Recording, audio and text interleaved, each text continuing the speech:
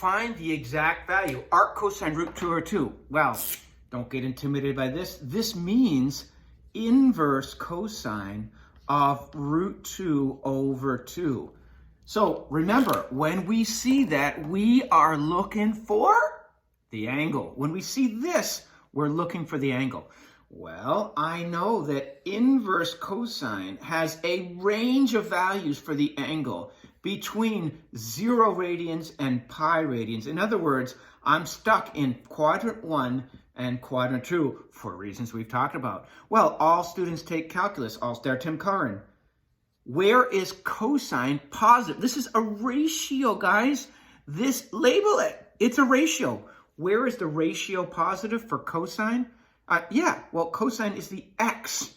X on a unit circle. So it's in quadrant 1. Don't forget, cosine is the x. So what are they telling you? They're telling you that this is root 2 over 2. Because, of course, that's adjacent over hypotenuse. So this must be root 2 over 2 as well. And we're looking for this angle. We're angle hunters. The angle here is pi over 4, or 45 degrees. It's in quadrant 1. Well, here's the cosine function, the original cosine function. What are we saying? We're looking for the angle. The angle is found on the x-axis when the ratio is root 2 over 2. That's positive root 2 over 2. So if I draw my root 2 over 2 line, this is y equals root 2 over 2, we see we get infinite answers there. That's right. But we restricted our domain from 0 to pi. So all of this goes away. It goes away. It goes away. And we're left only with this. Take a look. And we get one answer because we created a one-to-one function. And what is that answer here? Well, that was pi over 4. You can see it's in quadrant 1 because it's positive there. It's not going to be in quadrant 2. This is the point. Pi over 4, comma, root 2 over 2. That's essentially what we're doing. We were given the ratio and we're asked for the angle.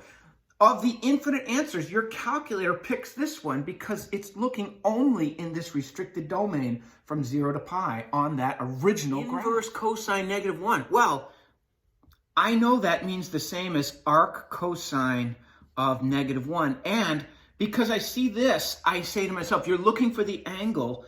This must be the ratio for inverse cosine for reasons we talked about. This is the dark side of the moon. And we have all students take calculus. So cosine is positive in quadrant 1, but it's the x, so it's negative in quadrant 2.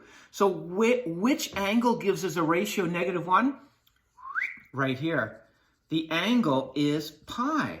So the answer to this is pi, or 180 degrees. We're looking for the angle. Classic cosine function. Max, 0, min, 0, max. And we're asking, where is cosine negative 1? So I draw my line in at negative 1. They intersect right here and in infinite spots. But if I restrict my cosine function from 0 to pi, as we know we should, if we're dealing with arc cosine or inverse cosine, then this is all I get. And we can see that we only have one answer here. Where is the cosine negative 1? Way down here. What's the angle? Pi. That's essentially what your calculator is doing there.